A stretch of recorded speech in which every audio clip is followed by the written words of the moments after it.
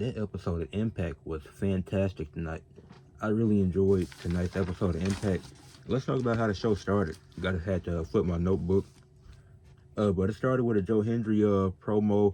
We did the Joe Hendry concert, and it was cool. He did his concert pretty good on the guitar. Then after the concert, he's like he had to add one more part where somebody's gonna come out interrupt me. Then eventually it was somebody. It was Jake something that came out and interrupted him, and he got a match for next week. Now, so far with Joe Hendry's title run, he beat Nick Nemeth to win it. He defeated what's his name, Matt Cardona in a match for the title. Now it's going against Jake something. Now after this match, now I think this match is going to be a fun match. I think it's going to be good. Jake something, he can wrestle. His name is hilarious, but Jake something is a solid wrestler. He did cut a solid promo tonight. But after this, Joe Hendry needs to build an actual feud as a champion. Like you do something where you build a feud with Jake something and this goes on for a little bit longer and it ends up they end up having another match for the title and it end up being two matches and it's a solid feud built out of it, then I'm fine with that. Or if it's just a one-off match, that's cool too. But after this match, after this match next week, I do want to see him feud with somebody. Not sure who. I mean, you could run back Nick Nemeth, like he have a great story right there. Nick, or unless you want to build up Nick Nemeth, because he still got the stuff with his brother, which we'll get into a bit later. But I think you should build a feud with Jake something. Let the crowd know, like let people know more about Jake something, because he's not as known as Joe Hendry. So you get him out there, then I think they could be a solid feud. Don't have to do nothing too crazy with it. Don't have to last too long. But I would like to see, after this match, I want to see Joe Hendry getting an actual feud for the world title. Then next you had Masha Slamovich. She had an interview backstage, and she was like, she thrives in chaos, so no matter who wins the match, the Knockouts Battle Royal that happened later, she was like, at the end of the day, I'm going to win. I'm going to still be the champion no matter who I face next week. And then she called out Cora Jade. Then I'm going to skip a little bit ahead. Now, Tessa Blanchard, she said she wasn't entering the Knockouts Women's Battle Royal because she's too good for that. She's not going in a situation where it's 9 people teaming up on her and then it's a 1-on-9. Now, I also like this because, like I said, Masha Slamovich, she called out Cora Jade as well. So it's like you still have Tessa Blanchard, who was going on a dominant run, cutting some good promos, beat Jordan Grace, essentially sent Jordan Grace to the other company that they got the partnership with. So, and then you got Tessa Blanchard, she's in the title hunt. You got Cora Jade. Essentially, she's just chilling. She's going to pick her time. She's waiting to pick her spots where she get a title match. So the fact that you have Masha Slamovich getting a new opponent next week, and then you have Tessa Blanchard and Cora Jade who can come in at any time, like I like what they're doing with the women's division in TNA this year. But let's talk about the match with Tyson and Ace Austin. This was a fun match. Early on, Ace was struggling to get some moves in, but he was using his speed and his quickness, since he's a smaller guy, to get the advantage. And then Tyson, his strength, it gave him the advantage for a little bit, had the edge. And then once Ace Austin was able to back him into the corner, he was able to get some offense in. And then surprisingly, there was no shenanigans by Tyreek or Wes Lee, but they didn't get involved in the match. Ace Austin actually ended up getting the win in the match. And like I said, it was a fun match. And then Wes Lee and Tyreek, they attacked Ace Austin after the match. There was no shenanigans. They didn't get involved. They didn't interfere. And then after that, the Rascals came out there to make the save, which made sense. You had a history between the Rascals, Wes Lee, and Ace Austin. So it makes sense them coming out to help. I like the singles run Ace Austin's been on. Obviously, his tag team partner Chris Bay is out. Hoping he gets his recovery and goes well and he can come back soon. But yeah, that was a fun little segment. Then I already talked about the Tessa Blanchard stuff. And then after the Tessa Blanchard thing, you get the 10-woman Knockouts Battle Royal. Like I said, Cora Jade, she wasn't entering this because she's going to pick her moment when she wants to face Masha Slamovich or whoever's the Knockouts champion at the time. It's probably going to be Masha Slamovich because she probably isn't losing this belt until she faces Tessa Blanchard whenever they decide to do that match. But you had Rosemary, Ash, and Heather by Elegance. You had both members of Spitfire. You had Tasha Steele, Alicia Edwards, Zia Brookside, Savannah Evans, And then you had a surprise entrant in the Battle Royal. You had Jazz make an appearance. She made her return to wrestling tonight. Obviously, it's Black History Month, so that's a good little surprise. Her coming back, one of the greatest of all time. Black Culture Book and Rage Man Reg, they made a collab post about Jazz and how dominant she was as a wrestler. So, like I said, shout out to her, one of the best women of all time. Definitely one of the best black women of all time when it comes to wrestling. So she came back and she had a solid showing. Like even for her age, she still looked really solid in the ring. And then there was a lot of good spots in this battle royal. You had the stuff with Spitfire and Elegance, with Elegance leaving the ring to go under the bottom rope. Then Spitfire, it was like I knew none of them four could win because they'd be too focused on each other, and they did a good job playing into that. And they're eventually gonna run back that tag team match again for the Knockouts tag titles. And so it's a fun way that they're building the feud. You had then when Jazz came in there, she went straight after she put down Alicia Edwards pretty quick. Not like she eliminated her, but she did. But it was Spitfire that did eliminate Alicia Edwards at some point. And then you had Rosemary eliminate. Yeah, you had Ash and Rosemary eliminate Jazz.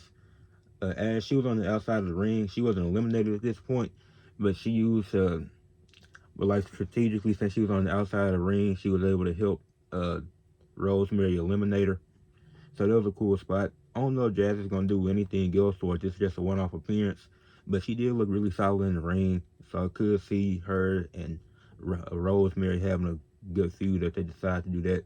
But that's just if she stays. If she doesn't, I get it. I mean, she's older now, so if she doesn't want to come back to wrestling, it's just a one-off thing. I completely understand that. But then you get down to a situation, Zy Brookside, she eliminates Ash and Rosemary. Then you have Savannah Evans and Zy Brookside. They're the last two in the Battle Royal. Then Cora Jade, she gets off from commentary to distract Zy Brookside because it looked like she was going to win and knock Savannah Evans off the apron. But then you get to that spot, she gets Zy Brookside to get distracted. Then Savannah Evans, she's able to choke Zy Brookside off the apron, was able to eliminate her.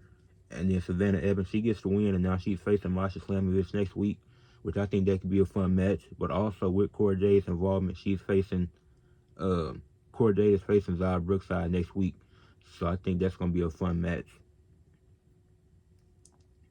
Then following this, you had Eric Young. He pulled up with the Northern Armory. He's the new leader now, which is so crazy. But like he's like praising himself like he's that guy. And then eventually Steve Macklin, he came out there to interrupt, which I'm glad he did because I was wondering what Steve Macklin was thinking. And he was like, after what the Northern Armory did to us trying to end our careers, like I can't believe that you would side with them. So I'm not, if you're cool with them, I'm not cool with you. And then Josh Alexander, he made an appearance, which was surprising because Eric Young was talking about how they put him out, this and that, and it looked like that whole quitting angle looked like he was leaving. But then when Josh Alexander come out there, him and Steve Macklin stare each other down because it's obviously history between there. Steve Macklin not gonna forgive Josh Alexander for all that he put him through. So then you get Josh Alexander. He was like, next week is my last week on TNA, and I want my last match to be against you to prove my point, to prove that I'm still, like, basically prove that I'm still better than you at the end of the day. So that match is happening next week, Eric Young and Josh Alexander. If this is Josh Alexander's last match, he should get the win. I know he lost the match to Mike Santana, and he said he was quitting after that. Now he's doing this whole thing where he hasn't quit yet. But I do see him going to WWE soon. I say you give Josh Alexander this last win. I know they had Jordan Grace lose before she lost, but that helped. Tessa Blanchard have momentum for what they could possibly do in the future. I don't think Eric Young getting the win here would make a lot of sense, but it could make sense. Not that it wouldn't make sense, but it's just Josh Alexander did so much for TNA. I don't see why you wouldn't let him get this win. But I could see a situation where the Northern Armory is just too much, and the numbers game plays a part in it. Then the segment that followed this, I actually liked. So Sammy Callahan, he had been looking for Mance Warner and Steph DeLander because of the whole 23 situation and him getting attacked and what's been going on the past few weeks. And he's walking backstage. He run into Frankie Kazarian, and then he was like, "How you seen him? This and that." And then Frankie Kazarian's like, "Man, you messing up my promo time. Like, what's wrong with you? I'm trying to cut the greatest promo ever. I'm trying to be the best promo." So then he's pissed off. He talks to Santino. Then Santino, he was like, he makes a match with these two next week. Now, did this happen in the moment? But I kind of like this. Like Frankie Kazarian, he trying to work on his promos to keep improving each and every week. And he gets interrupted by Sammy Callahan because of some stuff with Mance Warner, who's a guy that he don't even know, who Frankie Kazarian don't even know. So the likely scenario is Frankie Kazarian to win that match because he still got that trophy where he can get a guaranteed shot at the title anytime. So Joe Hendry got to be watching this back for that. It's not gonna happen soon, but it's gonna happen at some point. But I think Mance Warner is gonna interfere next week and help Frankie Kazarian get the win. Not because he wants to help Frankie Kazarian, but just because he wants to see Sammy Callahan lose. Now the next match I really enjoyed, but I sort of have a problem with it. You had a System versus Leon Slater and the Hardys. Now Leon Slater coming out with the face paint like the Hardy Boys, that's cool. A team that he looked up to, a team that inspired him. So him being able to get that moment with his favorite tag team of all time and being able to do the face paint and the cool spots that they did later in the match, like I really liked that. It was a fun 3-on-3 tag team match. You had Leon Slater do the spot where he go over the top rope and dive and did the not over the top rope but over the turnbuckle essentially. Excuse me, where he dived on JDC and Eddie Edwards. That was a cool spot. You had a double back. He also did the double back elbow to Eddie Edwards and JDC. Like I said, great spots. Leon Slater, he's been really good. I've been enjoying watching him wrestle. And he essentially took on all three members of the system at one time, knocking them out after the Hardys got some work in. And a big portion of this was Leon Slater being isolated. Then he had to overcome the odds, get to the corner and tag in the Hardys. Then that gave him some momentum. And then after JDC and Eddie Edwards was taken out, it left Moose on a 1-on-3 situation. He wasn't able to do much. Leon Slater, he did a Swanton 450, then Jeff did the Swanton, and Moose ended up taking the pin. Now I know he got hit by two finishers, but the X Division champion shouldn't be getting pinned. Like I know it's a story with the tag champs and the X Division champ all in the same story, but Eddie Edwards and JDC should have took the pin. Like this is the second time Moose took a pin this year, and that's not great for your X Division champion. Like that's your second most important title in the company. So I don't agree with that decision. Not that the system should have won. I like the fact I think if anybody should have got the win, if you're going to have Moose be pinned, let Leon Slater pin him, then you build a story of Leon Slater trying to beat Moose for the X Division title at some point. But if not, just let him pin Eddie Edwards. Because JDC got the match on NXT coming up, so I know he's not going to lose. But Moose is still your X Division champion. Well, they technically lost, but I'm saying take the pin. So you could have had Eddie Edwards take the pin, because he's already established. He's not doing much right now. So he can take the pin right now. But overall, it was a fun match. This is probably the best match of the night. I really love this match. Then you get Mustafa Ali. He was backstage and he ran into Tasha Steele. Then he was talking to her and he was basically trying to recruit her like you did, like saying that he feel bad for her, like he can help her because she her former tag team partner Alicia Edwards eliminated her in the Battle Royal. Now I know it was last year, but that's still a former tag team partner. So Tasha Steele was surprised, and she was really disappointed backstage.